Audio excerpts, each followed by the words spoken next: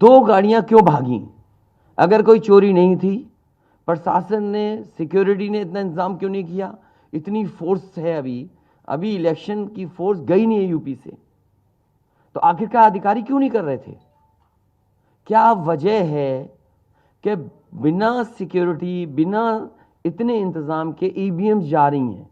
और ईवीएम्स के बारे में ये मानना है कि किसी भी वेयर हाउस में रखी हो या किसी भी स्ट्रांग रूम में रखी हो, तो बिना प्रत्याशी के जानकारी के आप मूव नहीं कर सकते हैं।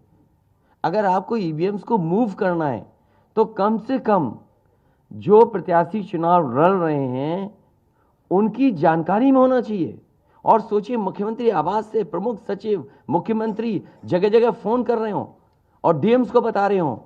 ये घबरा गए उसी दिन जिस दिन अखबारों में कुछ जगह आया कि कहीं पार्क की सफाई हो रही है, कहीं घर की सफाई हो रही है। और आप में से वो लोग हैं जो जमीन पर घूमे हैं, जो जमीन पर चुनाव चल रहा है, वो भारतीय जनता पार्टी के खिलाफ था, जनता के अंदर नाराजगी थी। ये जो कल एग्जिट पोल आए हैं, मैं एग्जिट पोल पर बोलना नहीं चाहता था, लेकिन जो एग्जिट पोल आए हैं वो कहीं ना कहीं परसेप्शन ये क्रिएट करना चाहते हैं कि हाँ, भारतीय जनता पार्टी जीत रही है, जिससे वो चोरी भी करें अगर, वो भी ना पता लगे कि हाँ चोरी हुई है। इसीलिए अगर हमने वोट दिया है, तो मैं अपने नौजवानों से, किसानों से और आम लोगों को कहूंगा कि उतनी हमारी जिम्मेदारी बनती है कि वोट को हम बचाएं। अगर वोट नहीं गिना जाएगा तो लोकतंत्र कहां जाएगा? और ये लोकतंत्र की आखिरी लड़ाई है। मैंने कई बार कहा कि उत्तर प्रदेश का चुनाव लोकतंत्र की आखिरी लड़ाई है। इसके बाद तो जनता को क्रांति करनी पड़ेगी, तभी बदलाव आएगा। इसलिए मैं अपने पार्टी के लोगों से और जो सच्चे ईमानदार, सच्चे सिपाही हों, सच्चे अधिकारी हों, सच्चे पत्रकार हों, कम से कम आगे आएं और लोकतंत्र को बचाने के लिए खड़ा हों। और मैं अपनी पार्टी के लोगों से कहूंगा कि जब तक काउंटिंग न हो जाए तब तक कम से कम ये नजर रखें और लगातार निगरानी रखें कि कैसे वोट बचाया जा सकता है, कैसे जहां पर मशीनें रखी हैं कोई किसी का आना जाना ना हो। ये लोकतंत्र के लिए बहुत ही खतरे का समय है। जो दल हार गया, अब उसके बस में यही है जो अब करने जा रहे हैं। ये जितने कुछ एग्जिट पोल हुए हैं वो इसीलिए हुए हैं कि अगर वो चोरी भी करें तो शायद नजर ना आए। अब ईवीएम्स पकड़ी गई हैं, बहाना कोई ना कोई अधिकारी बताएंगे कि हम ईवीएम्स इसलिए ले जा रहे थे। आखिरकार फोर्स के साथ क्यों नहीं ईवीएम जा रही थी?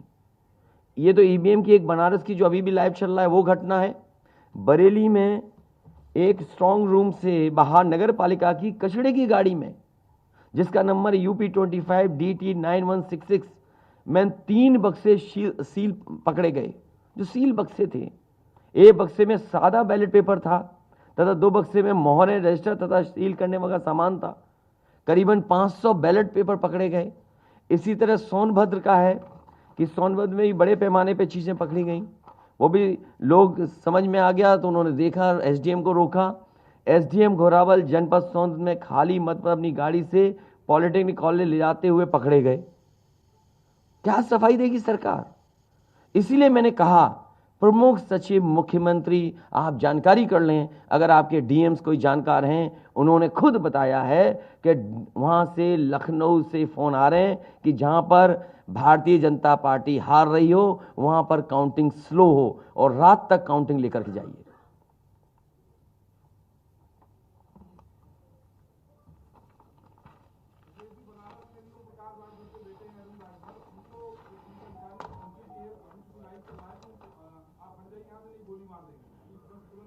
तो मैंने आपसे कहा कि ये लोकतंत्र का आखिरी चुनाव है। इसके बाद तो जिस तरीके से आजादी के लिए लड़ाई लड़ी गई थी, उसी तरह की हमें और आपको क्रांति करनी पड़ेगी। मैं तो अपने नौजवानों से अपील करूंगा कि जहां किसान इतने साल बैठे रहे, तब सरकार झुकी। कम से कम 3 दिन लोकतंत्र के अखंड प्रहरी बन करके ईवीएम्स को बचाएं और चुनाव को बचाएं। मैं किसी डीएम का इसलिए नहीं मानूंगा, डीएम कौन होता है? अगर प्रमुख सचिव मुख्यमंत्री फोन करेगा, डीएम क्या कर सकता है? डीएम की क्या हैसियत है?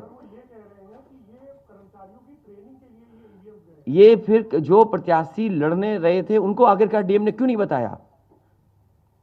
डीएम अगर ये जवाब दे रहा है तो उस डीएम से पूछिए कि डीएम ये बताओ कि तुमने जो प्रत्याशी चुनाव लड़े थे उसके बारे में क्यों नहीं बताया उन प्रत्याशियों को? ये डीएम आखिरकार किसके नीचे काम कर रहे हैं?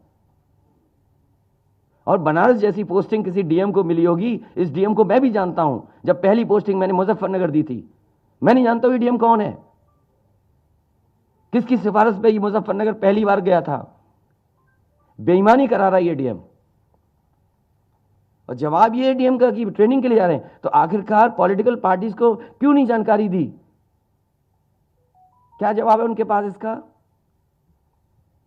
और जब बाकायदा गाइडलाइन लिखी हुई है यहां पर कि आप ईवीएम्स का मूवमेंट नहीं कर सकते, आप कैसे ईवीएम का मूवमेंट कर रहे हैं? आप पूछिए जो दिया बयान,